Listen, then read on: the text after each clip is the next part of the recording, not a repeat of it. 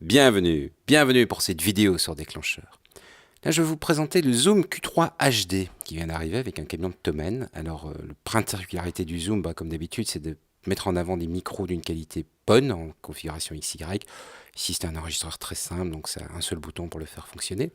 On va pouvoir déballer pour découvrir l'animal.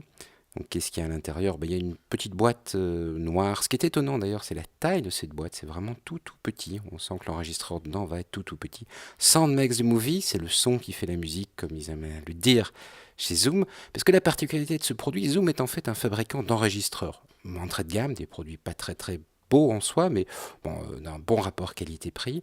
Et ils ont pris leur enregistreur et ils ont monté une caméra vidéo dessus. Alors ça donne une qualité qui est... Enfin, ça donne un certain nombre de qualités que n'ont pas les appareils et les caméras habituelles. Par exemple, on enregistre en 24 bits. Par exemple, on a une vraie configuration de micro stéréo. Et généralement, chez Zoom, c'est plutôt, et c'est ça qui est différent par rapport à beaucoup d'autres, c'est plutôt la qualité d'image qui pêche un peu.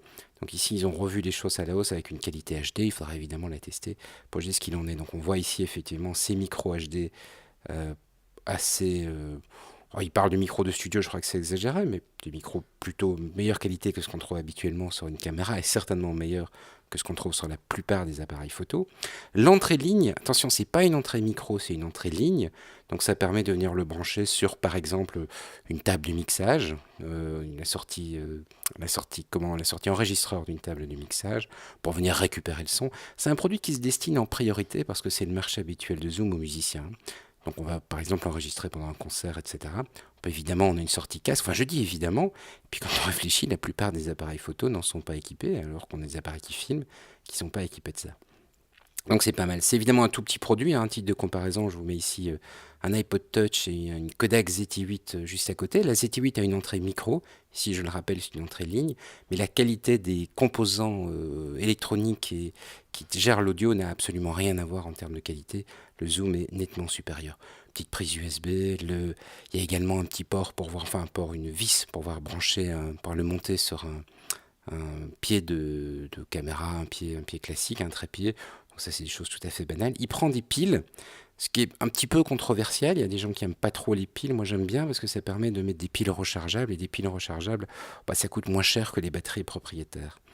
Et donc, ça permet en final... Et puis, de toute façon, si on a un moment coincé et qu'on a besoin de pouvoir enregistrer, on peut de toute façon retrouver quelque part des piles. Alors, effectivement, on voit que c'est un produit pour musiciens. Il y a sur l'écran un affichage des niveaux, ce qui n'est pas de nouveau, pas systématique sur des modèles de ce prix-là, parce qu'en fait c'est une caméra à 250 €.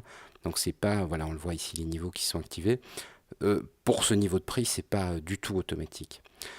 Quelques petits essais, quelques petites manipulations pour voir ce que ça donne. Et on va voir un petit peu ce qu'il y avait d'autre dans la boîte. Donc, qu'est-ce qu'on avait également? Ah, on avait des piles. Donc, en fait, j'ai mis des piles rechargeables. L'appareil est livré avec une première série de piles qui ne sont pas des piles rechargeables, ce sont des piles ordinaires. Le manuel, tout à fait habituel, et une carte SD de 2 Go, donc ce qui permet de faire ses premiers enregistrements. Les logiciels, etc. sont en téléchargement sur le site de Zoom, donc on voit, on a en fait tout ce qu'il faut pour pouvoir démarrer à enregistrer, tout ce qu'il faut pour pouvoir démarrer à faire ses premières vidéos. Donc j'insiste vraiment sur ces prises, parce que je crois que c'est un élément, avec la qualité des micros, un élément qui va faire la différence entre le Zoom et les appareils comparables. En fait, il est assez étonnant ce produit, il n'a rien de comparable. Sinon, la qualité est assez ce qu'on s'attend à trouver. Il y a un petit menu, il y a le réglage comme à peu près pour tous les appareils. On peut jouer dans le menu, on peut faire, je veux dire, là on est sur des choses extrêmement banales, extrêmement classiques. Un menu un petit peu graphique, mais bon, je veux dire, tout le monde fait ça aujourd'hui.